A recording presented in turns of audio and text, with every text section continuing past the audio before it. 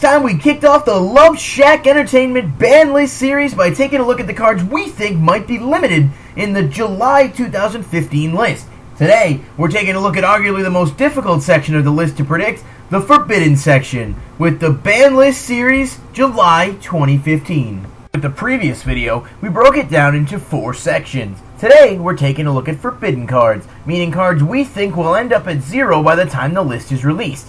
As a brief disclaimer, I'd just like to preface this with the fact that this was a very difficult list to compile, as I only think there's maybe 2 at most cards that deserve to be banned right now. But I'm trying to put myself in Konami's mindset and generate a little bit of discussion at the same time. So I forced myself to come up with 5, but like I said, some of them are really stretching it just for the sake of maybe sparking a debate a little bit.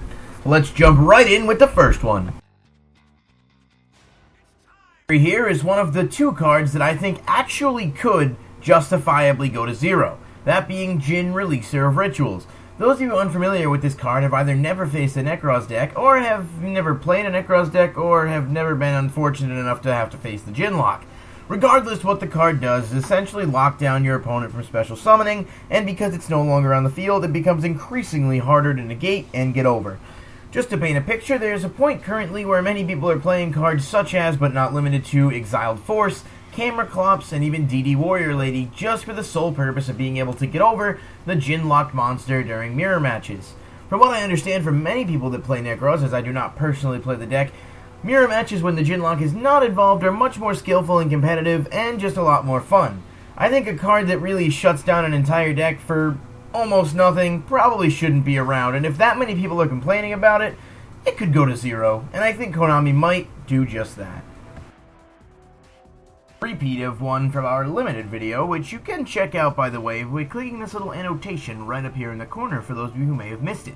That would be Shaddoll Construct. Now, I argued in that video that I don't believe Construct deserves to go to 0. However, the OCG does have it at 0, and if the TCG looks to follow suit and really give Shaddolls a crippling hurt that may make it a little bit difficult to come back from, I could see them putting it at 0, at least for a format or 2. So while Construct isn't really a pick that I think necessitates the ban, I could realistically see it happening if they want to follow suit like the OCG did and really open the way for some other decks to have a shot. That being said, I'm still kind of on the fence about it, given the fact that the Megatins are coming out in September and they're going to be reprinting a lot of the Shaddoll stuff. It is quite possible they leave Construct so that it's just another selling point on top of, the tins that are already planning on selling as it is. Comments come in and everyone tells me that this one is completely asinine. I'll admit that this is the one that I put on here just to kind of fill the 5th space and open up a what-if discussion, sort of. Whatever, you can sue me if you want to. But, Skill Drain. Now, I understand that Skill Drain is a card that a lot of people view as kind of OP, especially because, again, just like Lose One Turn, which we talked about in the limited video, Skill Drain gives extreme benefits to decks that can take advantage of it and extreme disadvantages to the point of being unfair against decks that can't. Now, would they hit Skill Drain? I don't think so, nor do I think it should be. I think it's fine at 1. However, if they do want to push Lose One Turn and opt not to hit it, maybe Skill Drain goes to 0 instead, and Lose One Turn is the card that stays at 2 or 3, and people are able to use that one in its place. Again, I'm not going to make a very solid argument for this one because I don't really think that it's going to happen, but I threw it on there for the sake of a prediction and just to bring up a sort of what-if discussion. Maybe it'll get hit, maybe it won't. So this next pick is another one that I think is more than likely not going to happen. However, I do think it's a little bit less out there than the Skill Drain pick was. That would be Lavalval Chain.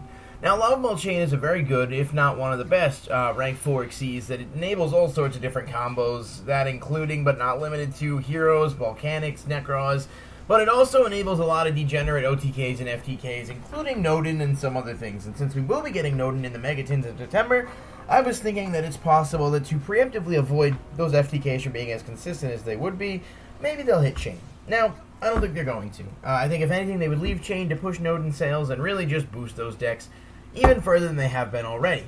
However, it would be remiss of me to not at least throw it out there because I've seen Konami do weirder things. So, I don't think Chain is going to get hit, but it's as good a candidate as any for a Dark Horse Forbidden pick that would seem to come out of the blue.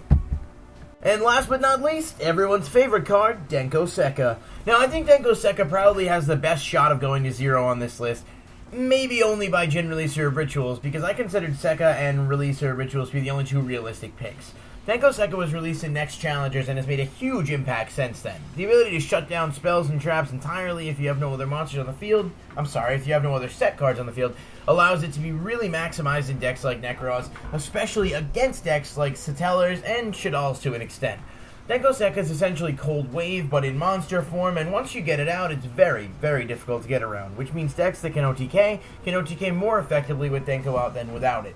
I think Denko's bad for the game, and I'm hoping that Konami takes the steps necessary to take care of that. And whether that's putting it to 1 and seeing how that works, or putting it to 0, I do think it's a surefire bet that we will see something happen to Denko before July 2015. Alright, so that's a wrap, and we've talked about 5 cards that could potentially end up on the Forbidden List in July 2015, although if I'm being honest, I don't expect maybe more than 1 of these at most to end up there. However, like I said before, we could have all of our picks accurate, or we could have none at all, and you could tell me how wrong I am in the comments below.